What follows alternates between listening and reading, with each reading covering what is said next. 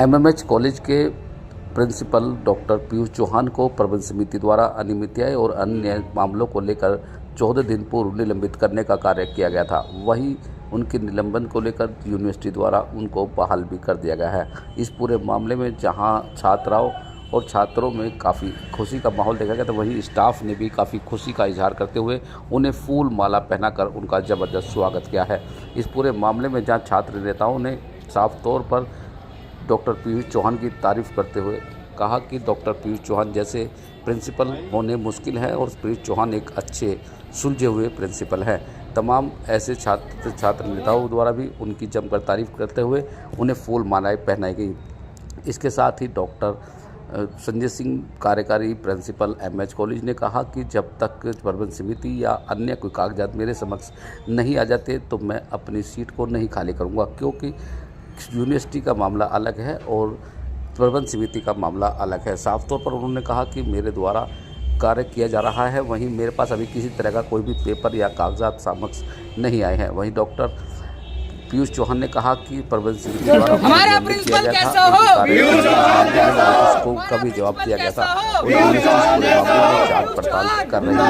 और यूनिवर्सिटी द्वारा उन्हें बहाल करने का कार्य किया गया है और जिस तरीके से उन्हें बहाल किया गया है उसकी जांच पड़ताल चल रही है। और मैं सभी का शुक्रगुजार हूँ कि मेरे किसी भी कार्य का किसी ने कोई उपयोग नहीं कहा, मैं अच्छा कार्य करता रहा हूँ। साथ ही डॉक्टर संजय सिंह ने कहा कि उनकी अनियमितता पाए जाने पर उनको निलंबित करने का कार्य किया गया था। फिलहाल जिस तरीके से डॉक्टर पीयूष चौहान को बहाल किया गया है तो छात्राओं के अलावा छात्र नेताओं प्रबंध समिति जो कि हमारा एम्प्लॉयर है उसकी 14/8/2024 में जो बैठक हुई उसमें सर्वसम्मति से जो है प्रबंध समिति ने ये निर्णय लिया कि इनका जो है, क्योंकि इनके ऊपर कुछ एलिगेशंस थे जिसमें वित्तीय अनियमितता, कदाचार, उसके लिए इनको जो है पत्र दिए गए, लेकिन उन्होंने पीयूष चौहान जी ने उनका कोई संतोषजनक उत्तर नहीं दिया।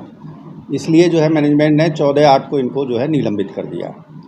और साथ ही साथ इनको जो है एक जिसको आरोप पत्र हम कहते हैं, चार्जशीट कहते हैं, वो चार्जशीट जो है उन्होंने जारी कर दी और 20 दिन का समय दिया कि आप इस पे जो है अपना जवाब प्रस्तुत करें। इन्होंने अपना जवाब दिया, लेकिन उसी जवाब से पहले ये जो है माननीय कुलपति महोदया के पास जो है इन्होंने अपना प्रतिवेदन दिया। उस प्रतिवेदन को प्रबंध समिति को भेजा गया, प्रबंध समिति ने उस प्रतिवेदन का जवाब दिया और उसके बाद यहाँ जो है महामहिम की यहाँ से जो है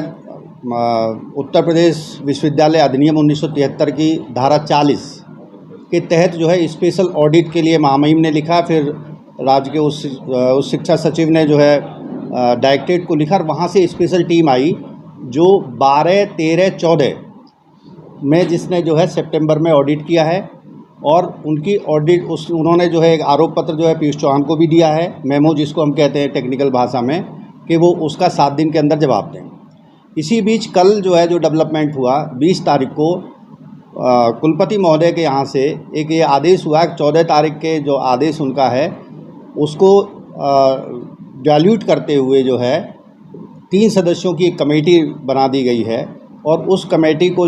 ये कहा है कि प्रबंध समिति 3/10 को उसके समक्ष जो है साक्ष्य प्रस्तुत करेगी।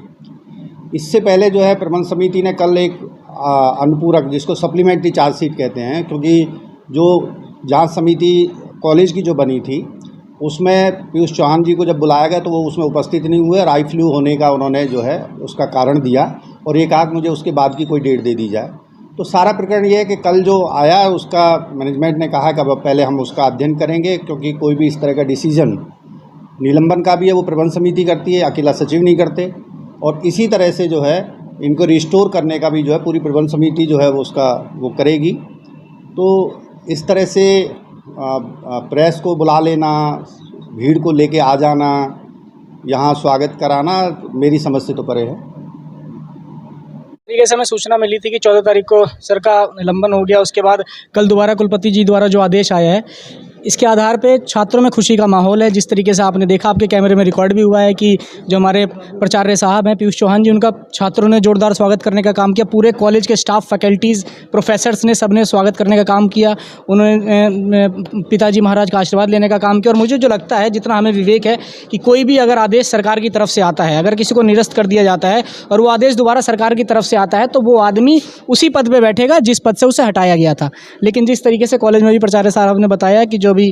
प्राचार्य की कुर्सी पे जो संजय सर बैठे हैं, उन्होंने अपनी कुर्सी नहीं छोड़ी, तो उन्होंने जिस तरीके से नर्म निवेदन करने का काम किया, तो हमारा भी यही निवेदन है आपके कैमरे के माध्यम से कि कॉलेज में न्याय हो, कॉलेज को एक अच्छा प्राचार्य मिले जो कॉलेज को सुचारू रूप से चलाने का काम करे। क्योंकि इस कॉलेज में 6,000 से ज़्यादा बच्चे पढ़ने का काम करते हैं, जिनका भविष्य प्राचार्य की कुर्सी पे, प्राचार्य के कलम पे डिपेंड करता है। इसलिए जब तक प्राचार्य की कुर्सी पे न्याय नहीं मिलेगा, तब तक छात्रों के साथ न्याय नहीं है। को प्रबंध समिति के द्वारा बैठक करने के बाद सचिव महोदय ने मुझे एक पत्र दिया, जिसमें ये अवगत कराया गया कि मुझे अपनी सेवाओं से निलंबित किया गया है।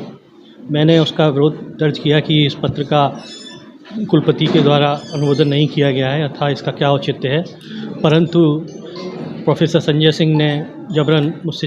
कुर्सी पर बैठ के अपना चार्ज ले लिया और वो काम करने लगे, और महाविद्यालय में मेरा प्रवेश भी निषेध कर दिया गया। कल माननीय कुलपति जी ने एक आदेश निर्गत किया है। उसके अंतर्गत जो 14 अगस्त का प्रबंध समिति का पत्र था सचिव का, उसे उन्होंने स्थगित कर दिया है और एक जांच समिति विश्वविद्यालय स्तर पर बनाई गई है। अतः जो महाविद्यालय में जांच की जा रही थी उसका अब कोई औचित्य नहीं है। अब जो मुख्य जांच है वो चौधरी चरण सिंह विश्वविद्यालय मेरठ में है।